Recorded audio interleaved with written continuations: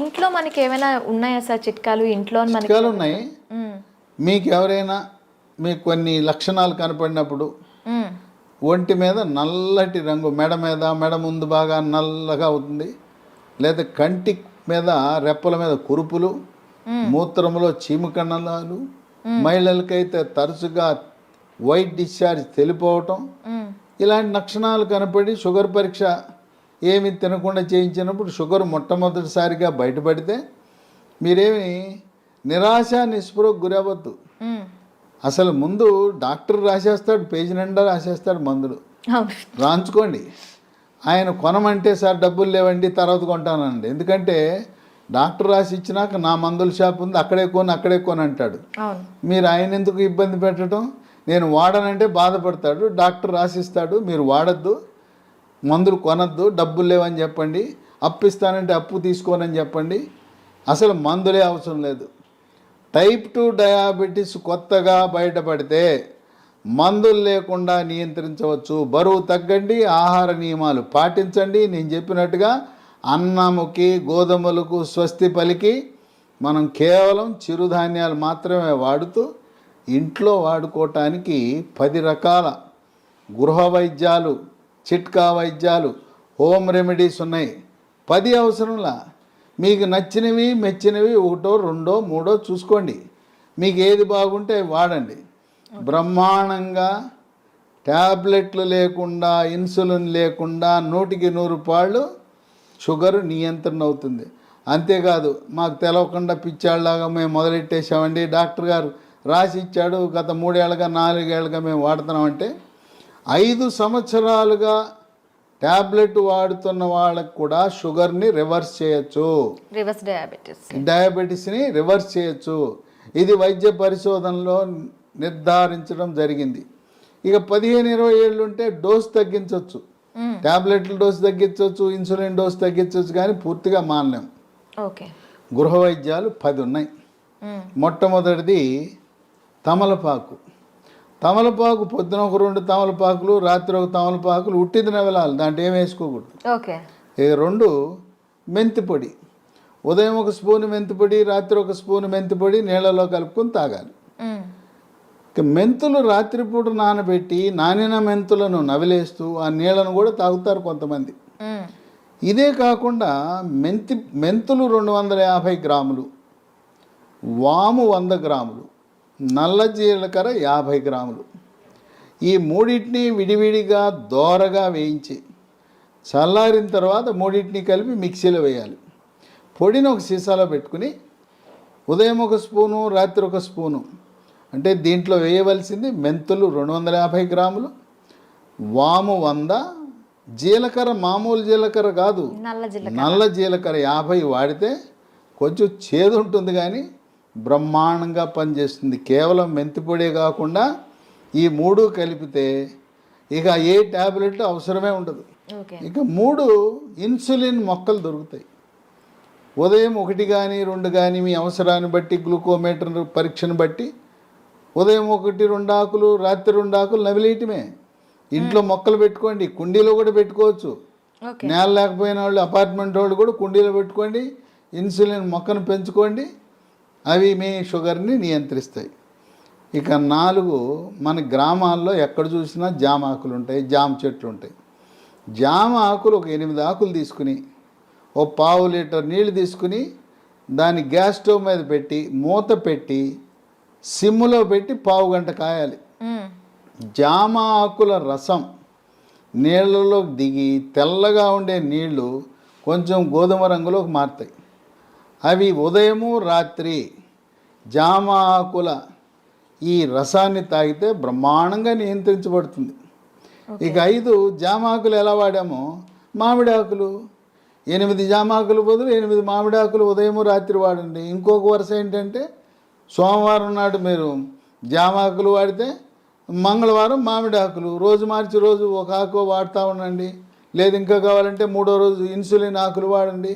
ఇంకా నేను చెప్పాల్సిన అవసరం లేదు. ఒకసారి మీకు సూచిస్తే నాకంటే ఎక్స్పర్ట్లు మీరు ఈ చిట్కాలను ఎలా వాడాలి అనేది నేను చెప్పాల్సిన అవసరం లేదు. మీరే ఇంకా 10 మందికి చెప్పగలుగుతారు. ట్యాబ్లెట్ అవసరం లేదు, చిట్కాల గురించి మీరే ఇంకా మీ స్వీయ అనుభవాన్ని 10 మందికి పంచి ఇవ్వగలుగుతారు. ఓకే. ఇక 6 కాకరకాయ. కాకరకాయ రసము ఉదయము రాత్రి కొన్ని సందర్భాల్లో కాకరకాయ దొరకవు సీజన్ బట్టి.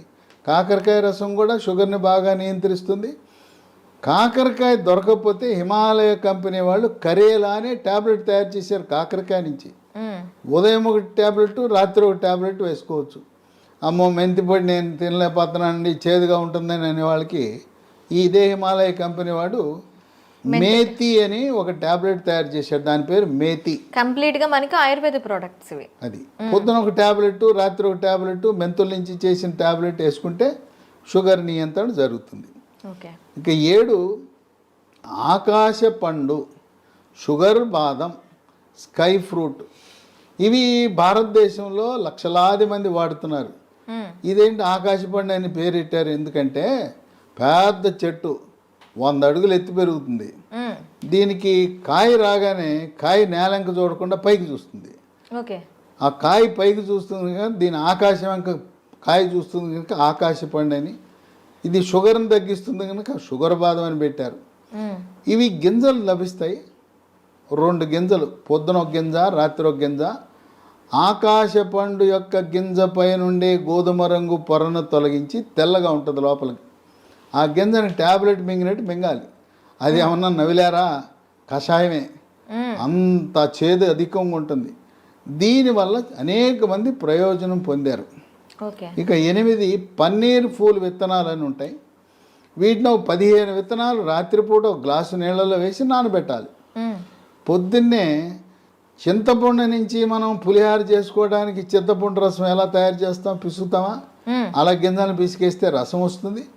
రసం వచ్చిన తర్వాత వడపోసి ఆ నీళ్లు తాగితే బ్రహ్మాండంగా పన్నీర్ పూలు ఈ రసంతో కూడా షుగర్ నియంత్రణ బాగా జరుగుతుంది. 9 పనస పొడి. దోరగా పండింది. పచ్చిదేమో పనస పండు ఆకుపచ్చ రంగు, పండితే పసుపు రంగు ఉంటుంది. మధ్యస్థంగా ఉండే పనస పండు తొనలని వాటిని గింజ తీసి తొనలు ముక్కలు ముక్కలుగా చేసి ఆ తొనల ముక్కలను ఎండబెట్టి పొడి చేసి ఉదయము మధ్యాహ్నము రాత్రి ఒక్కొక్క పూట 30 గ్రాముల చొప్పున టిఫిన్లోను అన్నంలోను 3 పూట్ల వాడితే ఇవి ట్యాబ్లెట్ లాగా పనిచేస్తే. పనస పొడి మాకు ఈ ఓపిక లేదండి, పనసకాయలు తెచ్చుకోలేము, ఎండబెట్టుకోలేమనే ఒకరికి అమెజాన్లో ఇది దొరుకుతుంది. దీన్ని జాక్ ఫ్రూట్ అంటారు. జాక్ ఫ్రూట్ 365 అనే బ్రాండ్తో పనస పొడి లభిస్తుంది. అది కొని వాడుకోవచ్చు. ఇక 10 వేప చెట్లు ఎక్కడ పడితే అక్కడ ఉంటాయి. వేప ఆకులు, వాటిని ఆకు నుంచి బెరడు నుంచి వేరు వరకు కూడా వేప ఆకుల వినియోగం. ఉదయము రాత్రి వేప ఆకులు నవిలేస్తే, అంటే ఇక్కడ మనం ఒకటి గమనించాలి. షుగర్ తీగా ఉంటుంది కదా, తీయటి జబ్బు మనకు వచ్చింది, మనం విరుగుడు ఏమేస్తున్నాం, చేదేస్తాం. తీయదానికి తీయని జబ్బుకి చేదు మందులు వేస్తున్నాం, చేదు చిట్కాలు వాడుతున్నాం. చూడండి, అన్నీ కూడా ఏది చూసినా చేదు కషం. అదేమో షుగర్ జబ్బు. షుగర్ని తీపిని చేదుతో విరుగుడు విధంగా మనం చేస్తున్నాం. కనుక షుగరు వచ్చిందని ఏమీ దిగులు పడద్దు. మీ యొక్క వైవాహిక జీవితానికి కానీ పిల్లలు పుట్టడానికి కానీ ఎటువంటి ఇబ్బంది ఉండదు. కొంతమందికి ఒక అనుమానం ఉంటుంది, అమ్మాయికి చిన్న వయసులోనే షుగర్ వచ్చిందంట, పెళ్లి చేసుకుంటే నా వారసులు పుడతారో లేదో అని అనుమానం ఉంటుంది. చిన్న వయసులో టైప్ 1 డయాబెటీస్ వచ్చిన మగవ పిల్లలు కానీ ఆడపిల్లలను కానీ ఎటువంటి సంకోచము లేకుండా వివాహం చేసుకోవచ్చు. సంసార జీవితానికి కానీ పిల్లలు పుట్టడానికి కానీ ఎటువంటి ఆటంకము కాదు. చిన్న వయసులో ఉంటే ఇన్సులిన్ కావాలి, పెద్ద వయసులో బయటపడితే మన ఆహార నియమాలు, గృహ వైద్యాలు, బరువు తగ్గటము, వీటితో సంపూర్ణంగా నియంత్రించవచ్చు. ఈ వీడియోని 10 మందికి షేర్ చేయండి. ఈ సమాచారం మీలోనే దాచుకోకుండా మీ సోషల్ మీడియా ద్వారా, మీ వాట్సాప్ ద్వారా, మీ స్నేహితులకు, బంధువులకి, తెలిసిన వాళ్ళందరికీ కూడా దీన్ని షేర్ చేసి దీన్ని పంపించి అందరూ దీనివల్ల ప్రయోజనం పొందేలా ఒక సందేశం వెళ్ళాలి.